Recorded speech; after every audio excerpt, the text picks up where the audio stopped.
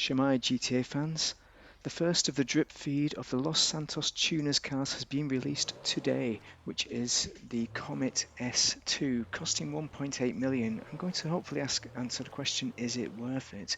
But it's been worth it for me, for sure, because it's a Porsche 911 Turbo. I do like those.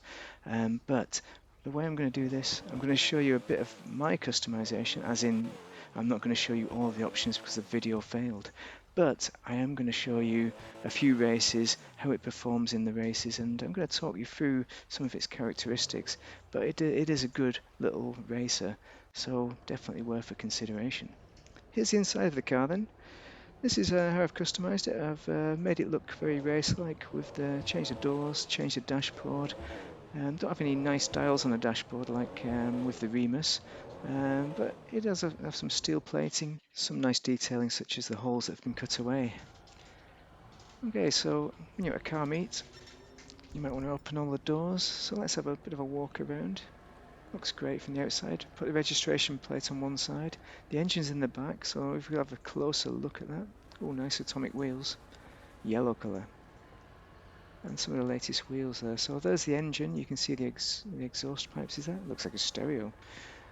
But it looks great. It's going to do you proud for anybody who goes to a car meet. So here's the first race that I ever did in this car. I'm not too great at racing, to be quite honest, and the highest I've finished is 3rd place. My takeoff is not great either, so let's have a look at that, shall we? So we're straight off.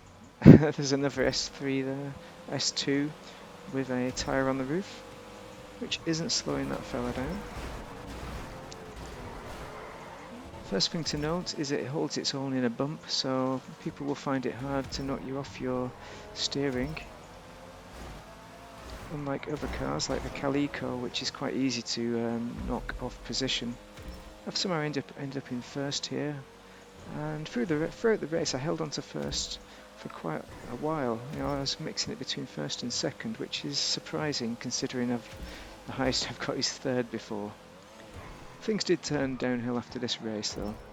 Now the cornering is great because it holds the line nicely. There's no problems with understeer like with the Calico and the Remus, the Calico being the worst at understeer. I think it'll easily beat a stock Calico for sure. That depends on the driver, of course, but for me it's a great car to race in. Definitely worth considering.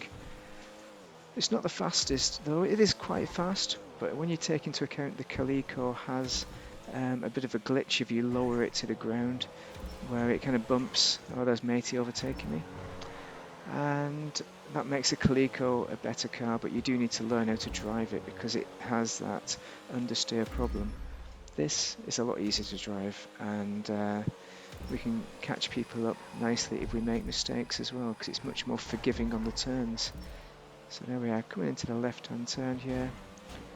This guy is bumping away. But I'm finding overall that the S2s are doing quite well in races. I think the Calico is still winning for people's personal vehicles, and I think that is a better choice if you're really into your racing. And that is probably also the only reason you'd get this, one of the only reasons you'd get this car for the races, but also because it's a Porsche. Okay, so I'm not going to show you the end of this because I've been in first for a long time, and what you'll find is that I took a bump right at the end, and it was a drastic error. But for most of the race I was in first, and on the final lap I failed, driver error. The S2 is based on the Porsche 911 GT3, which has a 500 HP flat 6 beast of an engine. But bear in mind that the Comet SR is based on the 911 GT RS, which is 690 HP horsepower, so should be faster, right? Well, let's have a look on the good old test tracks, shall we, and see which one has won. Now, the other week I did a test and the SR came out top of all the Porsches on the test track. So how's about it then? Click a like if you enjoy the Los Santos Tuners test track, And here we are, the personal best, 58.36 is the SR. So we're going to try and beat it. Fully upgraded, of course, as you've not seen, to the max. Race braking, engine, turbo, etc. So we're going to see a better time than we saw in the stock S2, which we raced earlier in the week. Good corner here, good corner. I'm taking the putting the brakes on hard as I approach the corners and for the hairpins, and letting the car take me round. And sometimes you're feathering the engine because I'm playing keyboard and mouse, so I can't just put 30% on around the corners. And the final corner is here, we're at 53. So we put the hammer down and see how we do. And it's a new personal best, 57.98. So that confirms it is the best Porsche that I've raced so far. And let's see the table to see how different that is. Well, we have the Comet S2 at number 1 there, the SR close behind, with decimal 38 seconds. And I think really the S2 and the SR are pretty close on this test track. I wouldn't be surprised if I could beat those times again and the SR could come out top. So they're pretty close, like for like. If you want to buy one or the other just for general racing, then definitely consider the SR. It's cheaper. But notice the difference between the S2 stock there at 1 minute RB compared to the S2. So tuning it up as expected has brought great results, and it is the best car on the test track, as you can see. Is it going to be worth it for you? Well, if you just want a great car, as in just any old car, and not a specific Porsche, then probably not. There are other options, especially when they're on discount, like the Pariah on for 900,000, which is a much better option for value for money. Here I am with some slippy wheels on, so slippy tyres. Got low grip tyres, and you can tell it's a bit of a nightmare. You're not going to do a great deal of drifting in this car because it tends to spin out way too easily, and you're going to be sideways but not in the right way. So yeah, I'd stay off the drifting business unless you're an expert and really know what you're doing. It's not the easiest car at all, and I'm not an expert, so I'm sure people can correct me on that one.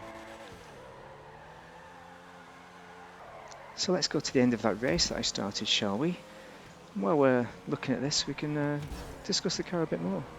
Notice the wing on the back of it keeps flapping up and down. That's a nice little animation and showing you the hydraulic effects of this super intelligent car. And that comes as stock. If you're going to upgrade this car, I think a lot of the stock options were my favourites, to be quite honest, so I've not changed a great deal, except of course the livery. There are a few livery options. Unlike the other Porsches, there are some good ones. I don't think the other Porsches have a great deal at all.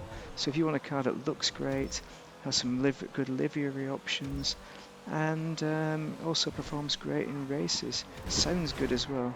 I like the sound of this compared to the other Porsches. And it really grows on you, and the hum and the kind of tingle noise and the bore as you put the hammer down is superb. I think this is a bit where I fail. I let him get me right on the edge and fall through 180 there, so that's how that failed.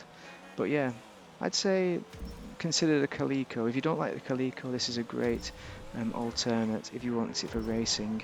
If you're a Porsche fan, I'd say buy it. So anyway, I hope this has been useful for you. Do drop a like and do subscribe for future content. But overall, thank you very much for watching.